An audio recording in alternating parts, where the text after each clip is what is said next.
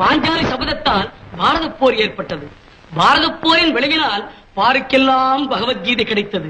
கிருஷ்ணாவதாரத்தோடு 9 அவதாரங்கள் பூர்த்தியாகிவிட்டன.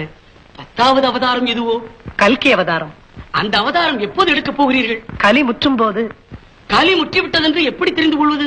சத்தியம் பொய்யாகும், தர்மம் தலை சாயும், அறநெறிகள் அலைமோதும், அதர்மம் அரசாளும், பருவநிலை மாறும், பசுமைக்கு பஞ்சம் வரும், வறுமை சதிராடும், மண்ணுலகே நரகாகும். அது முட்டிய